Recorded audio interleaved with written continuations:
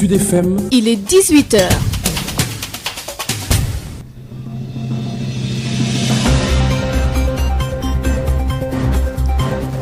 Mesdames et messieurs, bonsoir. Merci de nous recevoir chez vous. Les titres de ce journal. Immigration irrégulière, le chômage des jeunes n'explique pas la résurgence de cette vague migratoire. Selon l'économiste Dr Tierno Tchoun, la pauvreté, les inégalités, les économies désarticulées en sont la cause. Les difficiles conditions d'obtention des visas aussi, renchérit Ngone Ndoye, présidente du mouvement Femmes, Enfants et Migration. Gamou 2020, les fidèles se préparent à la célébration de la naissance du prophète Mohamed, paix et salut sur lui. Kaolack, notamment à Medina Baye, commence à refuser du monde. Ici à Dakar, à Cœur Baye de Castor, une forte affluence est notée. Le prix du transport à la hausse. Baisse de la Covid-19, tous les centres extra-hospitaliers seront fermés selon Dr Abdoulaye Bousso, un dispositif qui peut être réactualisé au besoin. Cependant, le système de surveillance est en place pour faire face à une deuxième vague de contamination. Il sera l'invité de ce 18h. L'actualité internationale est Info Éco avec Rapsel Humanoine. Vous complétez cette édition. Voilà pour les titres.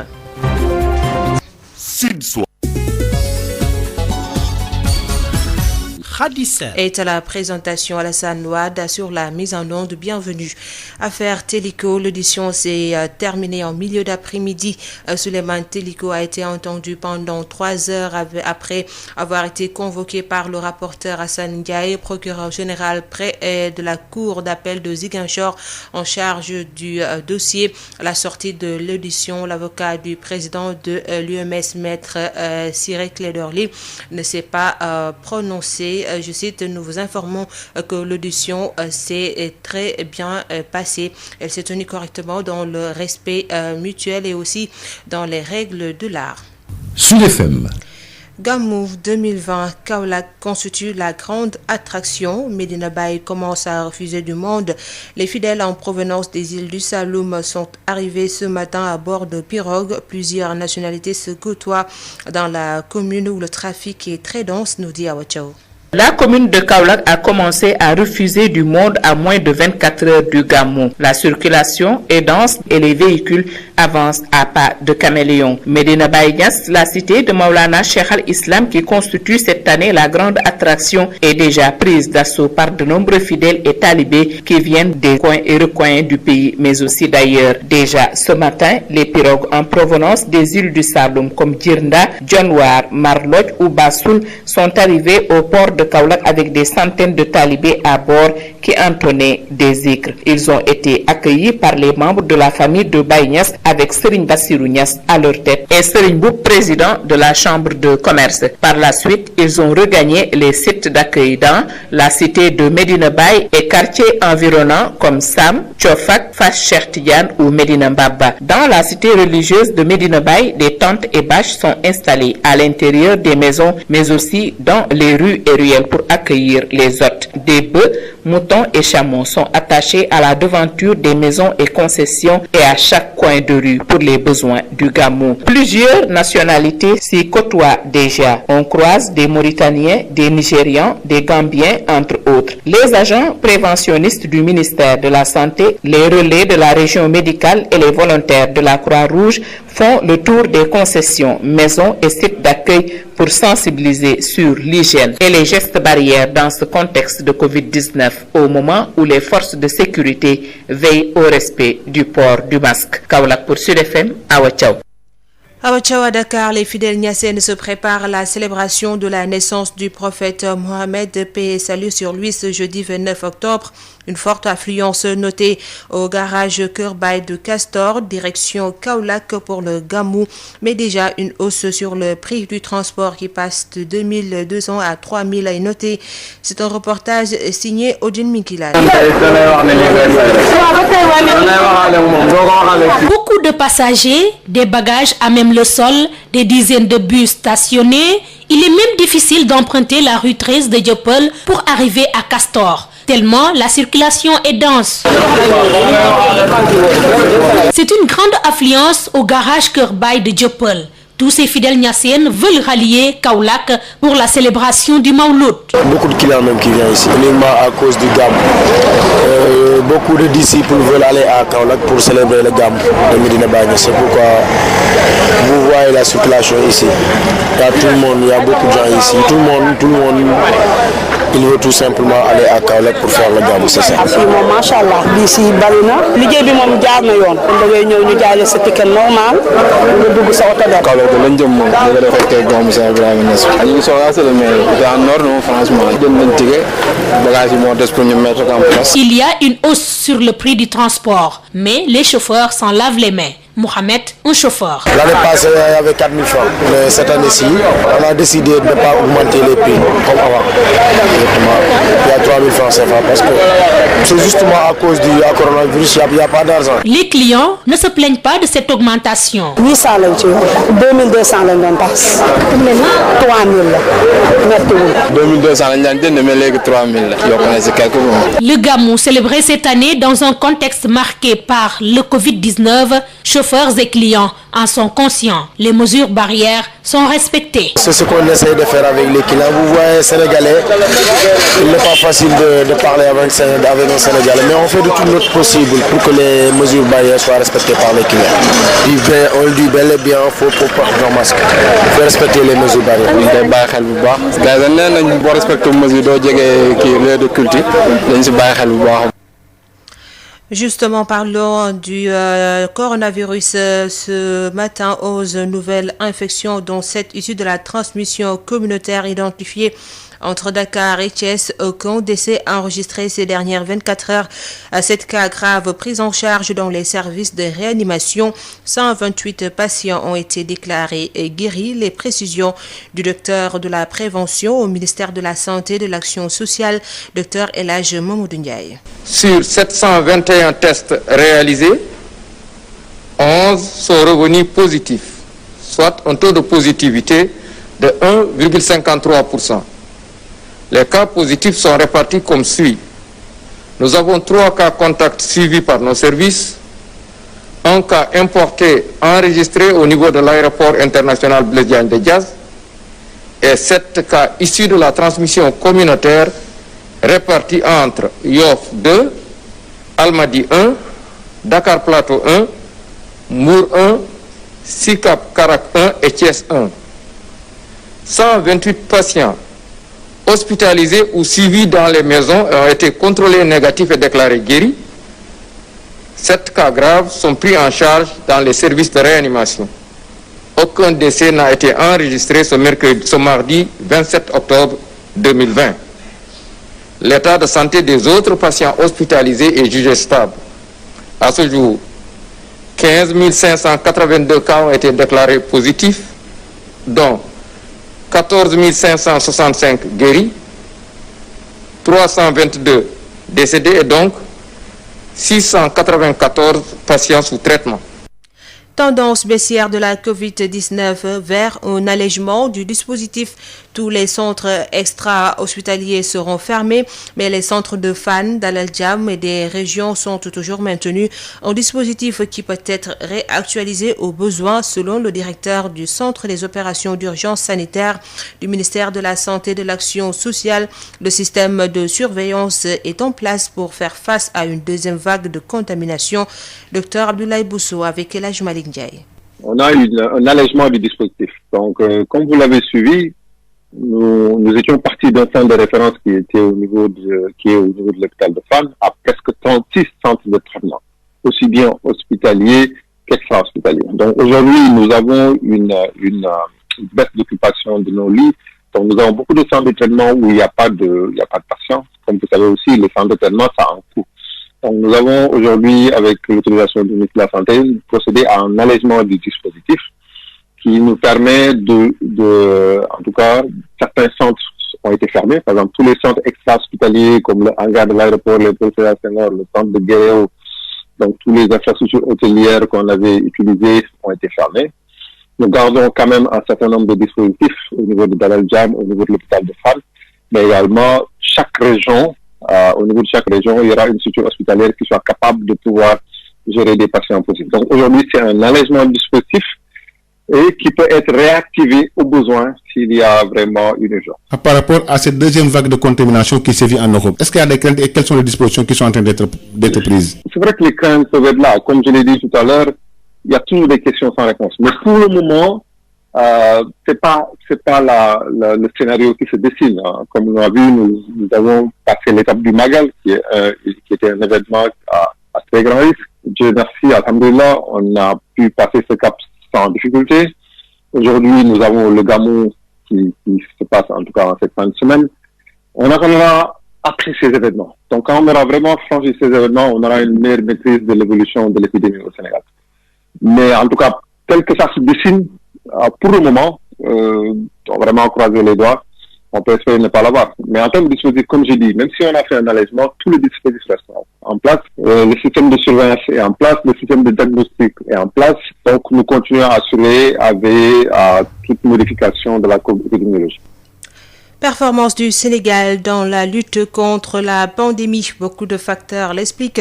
Le leadership politique, médical, la rapidité des tests, le financement et la communication. Selon Eva Maricol Seck, présidente du comité national ITIE, est au micro d'Aïssatou Guiba. Quand même le leadership politique qu'il y a eu au Sénégal. Vous savez que dans certains pays, on a nié l'existence de Covid. Dans certains pays, on a même ri du Covid.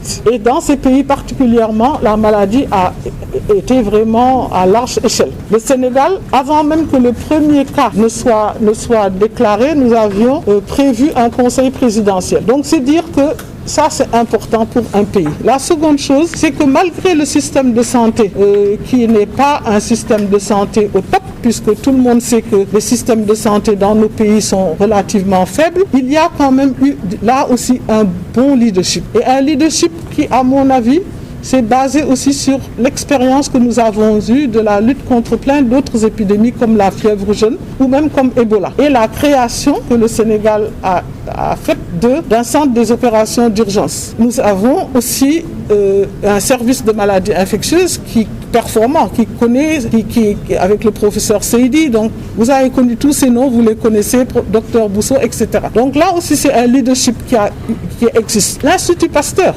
avec le docteur Sall et même l'IRS avec RSF avec le professeur Mbou. Le Sénégal a été un pays où en 24 heures, 48 heures, on a les résultats des tests. La communication a été un élément fort. Il y a également l'approche communautaire, les finances, parce que le financement aussi est important. Et vous avez assisté à la création de la Force Covid, qui est aussi un fonds de 1000 milliards, qui a pu commencer vraiment à aider beaucoup de secteurs, bien qu'on sache qu'on ne peut pas régler tous les problèmes en une fois. Donc c'est dire que le Sénégal a eu toutes ces choses et je pense que ça a contribué au succès qu'on a aujourd'hui. Eva Maricol Seck s'exprimait à l'occasion de la session de mise à niveau des journalistes et les organisations des sociétés civiles sur les obligations contractuelles extractives. Sud FM. Immigration irrégulière, la seule question du chômage des jeunes n'explique pas la résurgence de cette vague migratoire irrégulière. Les causes sont multiples, explique le docteur Thierno Choun, économiste. Il lie le phénomène à la pauvreté grandissante, aux inégalités et économies désarticulées dans nos pays. Le docteur Thierno Choun répond à Isegnon. Les causes sont à la fois multiformes et multiples. Les causes sont variées et diverses. Parce qu'aujourd'hui, c'est un phénomène qui n'épargne aucun des pays qui ont des caractéristiques comme les nôtres. Dans ces pays, on note des économies assez désarticulées, il y a une forte inégalité, des niveaux de pauvreté assez élevés, où il y a des déséquilibres au niveau institutionnel, ce qui fait aujourd'hui que véritablement les causes soient à la fois multiples et multiformes. On peut noter ces causes sur le plan économique, politique, sur le plan du déficit éducationnel, sur un déséquilibre institutionnel, mais aussi sur du volontarisme. Alors, sur les causes économiques, ce qu'il faut peut-être retenir et peut-être qui est très parlant au niveau des pays, c'est qu'aujourd'hui, il y a une bipolarisation de l'économie qui fait que toutes les richesses sont pratiquement détenues par ce qu'on appelle les pays industrialisés, on appelle les pays G20, les pays occidentaux, et dont ces richesses sont vraiment très mal réparties, qui fait qu'aujourd'hui, ça attire vraiment les populations qui sont dans les pays comme les nôtres. Malgré quand même les progrès économiques qui sont encore très mitigés dans ces pays, dans les régions aujourd'hui, par exemple, caractérisées de régions très pauvres, on voit qu'il n'y a pas une répercussion de ces progrès économiques sur l'emploi, sur la question de l'emploi, sur les questions de santé, sur le développement des infrastructures éducationnelles. Ce qui fait qu'aujourd'hui, c'est vraiment véritablement une des principales causes de ça qui fait qu'il y a une attirance de ces pays qu'on dit développés qui un peu attirent ces migrants. Migration irrégulière toujours, plusieurs raisons expliquent cette recrudescence du phénomène, les conditions climatiques, la rareté du poisson, entre autres.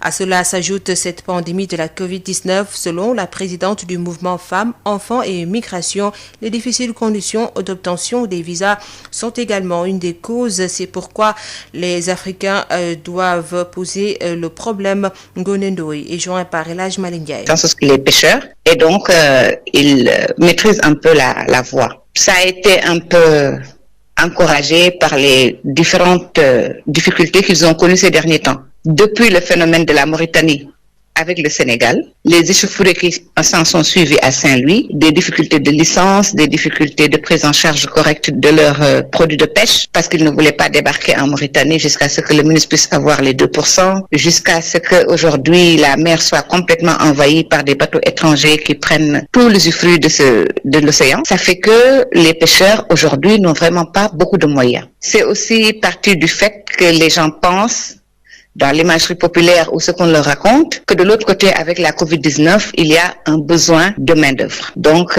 ce sont ces phénomènes-là qui ont accru un peu l'accélération de ces départs. Mais il n'empêche, la migration reste une possibilité pour tout Sénégalais qui veut bouger. Tout individu qui veut partir doit pouvoir partir. Maintenant, quelle est la responsabilité des autorités ou des organismes ou de l'organisation internationale? Pour moi, la responsabilité, c'est parce que les gens ne peuvent pas voyager légalement parce que les visas sont difficiles à avoir. Si nous voulons que les gens puissent voyager librement, il faut que les voies légales de migration soient acceptées pour tous. C'est cette difficulté-là, dans ce document, ce sésame qu'on appelle le visa, qui crée toute cette difficulté d'immigration irrégulière. Si chaque Sénégalais ou chaque jeune Sénégalais ou chaque jeune enfant du monde savait que pour partir ou revenir, il n'a aucune difficulté, plein de jeunes ne seraient même pas partis. Ou alors s'ils vont et qu'ils trouvent des difficultés, ils seraient rentrés depuis longtemps. Mais ce visa est un problème. Et ça, il faut que nos autorités puissent en parler les yeux dans les yeux avec les pays de l'Union européenne. Qu'on puisse permettre aux jeunes de partir. C'est tout simplement ça. La migration irrégulière, c'est un réflexe de jeunes qui veulent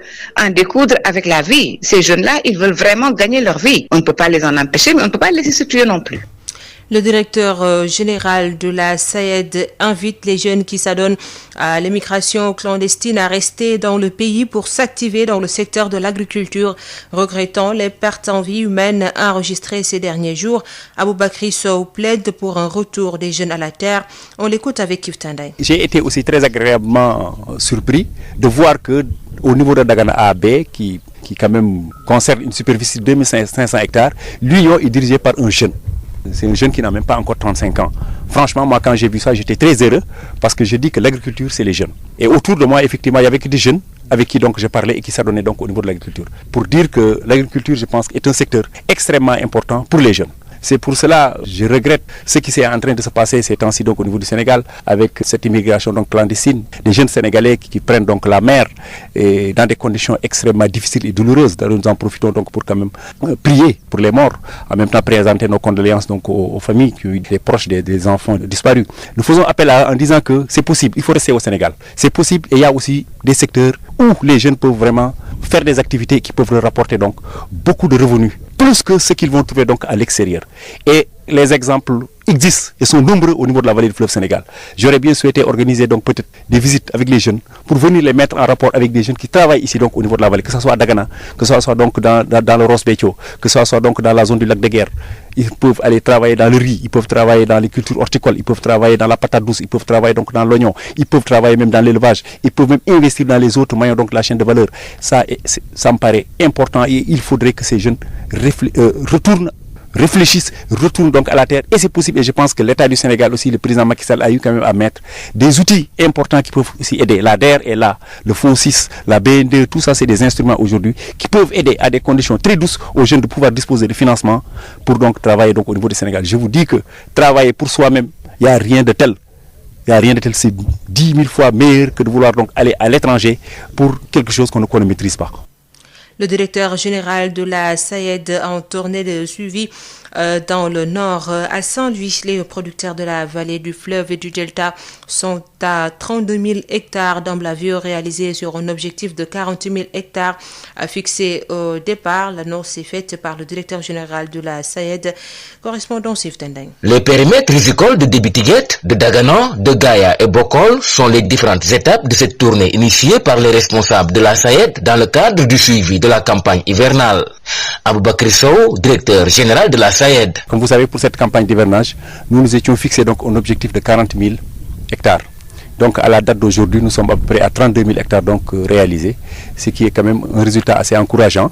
Comparé à la superficie qui avait été effectuée donc l'année passée, et on a quand même une augmentation de plus de 2500 hectares. Malgré les conditions que nous avons eues cette année avec les fortes pluies que nous avons, la crue, qui ont un tout petit peu gêné certains agriculteurs à aller en campagne. Il magnifie ainsi les nombreux efforts consentis par les producteurs de la zone de Débitiguet en ce qui concerne la double culture. Nous avons vu un riz qui est en maturité, qui va être bientôt récolté peut-être dans 15 jours, ce qui est quand même un exemple qu'il faut citer. C'est un périmètre qui a fait la saison sèche chaude. Ils ont récolté donc au mois de juillet. Et à partir du mois d'août, ils ont démarré donc automatiquement sur les mêmes parcelles une campagne d'hivernage. Et cette campagne d'hivernage est arrivée à terme, ils vont récolter ça et nous avons eu ici de très belles parcelles. Il en est de même partout. Donc globalement, nous avons eu donc des cultures qui se portent très bien. Le respect du calendrier cultural et le remboursement des dettes aux banques constituent le secret des producteurs de Débitiguet, renseigne leur président Cheikh Kane. ñaari campagne dafa motul sax une semaine. Lolé nak la koy jëk may moy nga am pëstéfu fay say bor. Ba am confiance CNCAS mi lebal xaalis nga mën a préparer waat delluwaat ci tool yi. Ñaareel ba courage. Et le directeur général de la SAED, Aboubakri Sow, de revenir sur ce qu'il qualifie aujourd'hui d'innovation au niveau de la vallée du fleuve. Dagana, nous sommes ici donc dans une station de pompage réalisée par la SAED, mais qui aujourd'hui fonctionne en grande partie donc par des panneaux solaires. C'est extrêmement important. Aujourd'hui donc les coûts d'électricité ont été réduits presque à plus de 30%, 40%. Cette tournée se poursuivra plus tard dans les autres délégations de la SAED, à savoir Podor, Matam et Bakel. Saint-Louis. Yves Tendeng, Sud FM. Le tribunal des pairs du CORED rend ses décisions sur les 6 affaires instruites contre les journalistes et organes de presse sur les 4 quotidiens d'information et 2 sites d'information impliqués. 4 avertissements ont été servis par le tribunal des pairs. Samba Djalimpa Badji, chargé de la communication du CORED, donne les détails au micro d'Adi Fatoubari. Pour ce qui est des autosaisines, il s'agit de Actu221.net pour un article intitulé « Un député appelle les Peuls à prendre des machettes pour défendre la candidature de Macky Sall ». La deuxième autosaisine, c'est contre Madiambal Diagne pour sa chronique « Les lundis de Madiambal » sous le titre « Télico, juge ou opposant politique » publié dans le journal Le Quotidien. En ce qui concerne les plaintes, ce sont les affaires suivantes. Plainte du sieur Abdoulaye Cissé contre le journal Le Quotidien pour un article intitulé « Télico en route pour le conseil de discipline ». L'autre plainte est une plainte qui a été déposée par M. Birahim Dien contre le quotidien LAS. Le même M. Birahim Dien, sur les mêmes faits, a déposé une plainte contre le site Dakar Actu pour les mêmes griefs. Il y a aussi une plainte du sieur Sidilo contre le quotidien L'Observateur après avoir examiné tous ces dossiers et bien entendu avoir écouté les parties. Le CORED a pris les décisions suivantes. Pour l'autosaisine contre Actu 221.net, le tribunal des pairs du CORED sert à Actu 221.net un avertissement. Pour l'autosaisine contre M. Madiambal Diagne, le tribunal des pairs du CORED sert un avertissement à Madiambal Diagne. Pour la plainte du sieur Abdoulaye Cissé contre le journal Le Quotidien, le tribunal des pairs du CORED juge irrecevable sa plainte.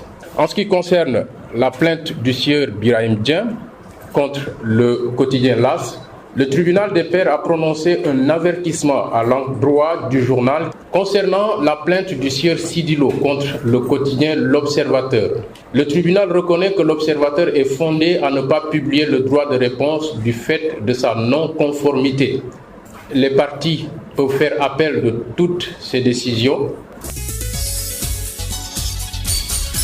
Sud International.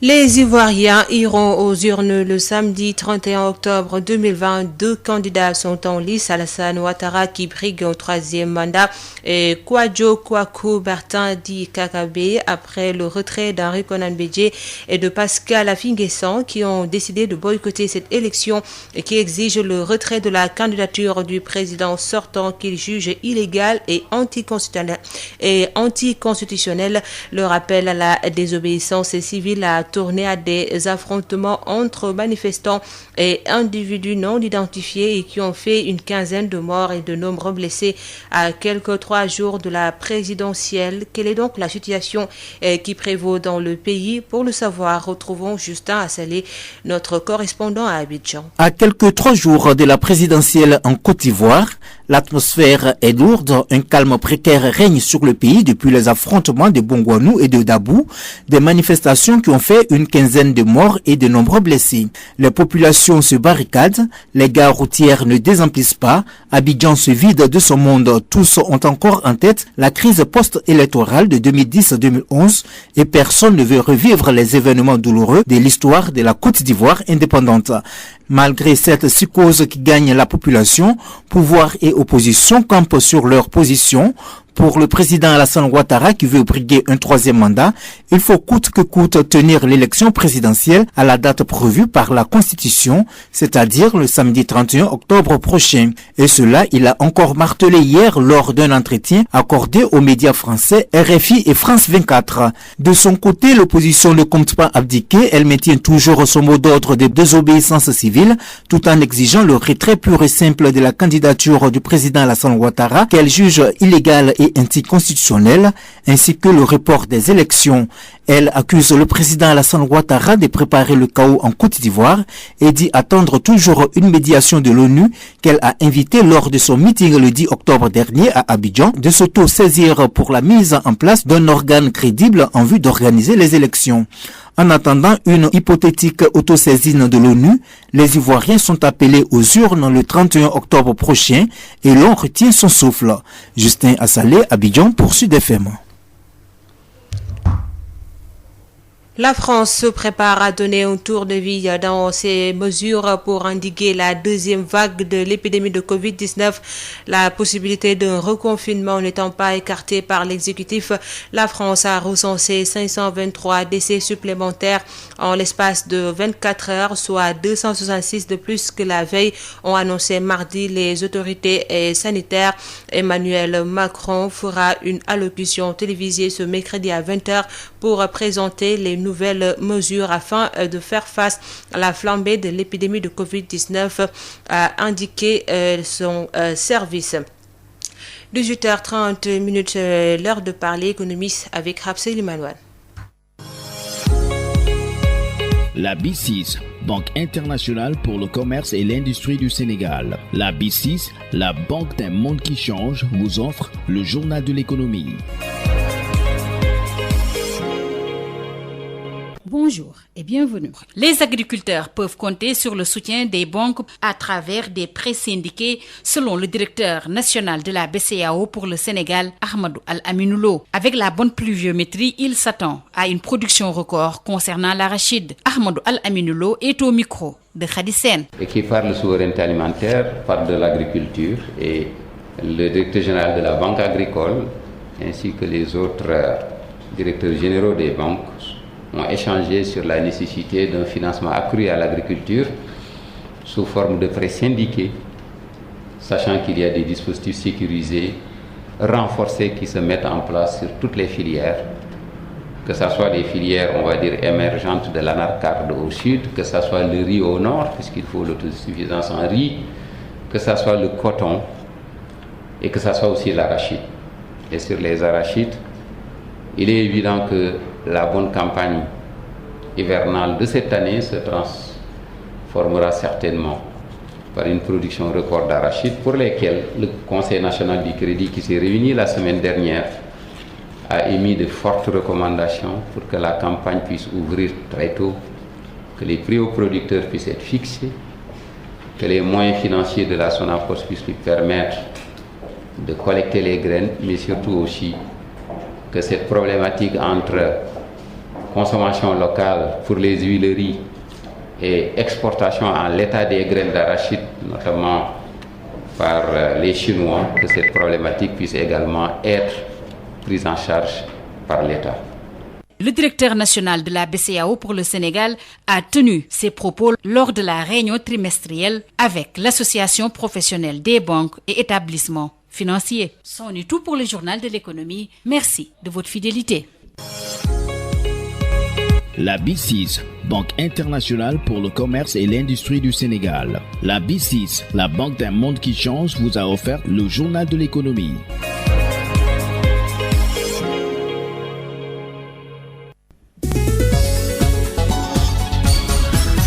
Khadissa. Le rappel des titres, immigration irrégulière, le chômage des jeunes n'explique pas la résurgence de cette vague migratoire selon l'économiste Dr Thierno Choun. La pauvreté, les inégalités, les économies désarticulées en sont la cause, les difficiles conditions d'obtention des visas. Aussi, renchérit Ngoné Ndoye, présidente du mouvement Femmes, Enfants et Migration Gamou 2020. Les fidèles se préparent à la célébration de la naissance du prophète Mohammed, paix et salut sur lui. Kaolack, notamment à Medina Baye, commence à refuser du monde. Ici à Dakar, à Keur Baye de Castor, une forte affluence est notée. Le prix du transport à la hausse. Baisse de la Covid-19, tous les centres extra-hospitaliers seront fermés selon Dr Abdoulaye Bousso. Un dispositif qui peut être réactualisé aux besoins. Cependant, le système de surveillance est en place pour faire face à une deuxième vague de contamination. L'actualité internationale et info est compléter cette édition mise en œuvre par Alassane Ouad. Merci de nous avoir suivis. Bonne suite de programme sur Sud FM Sen Radio.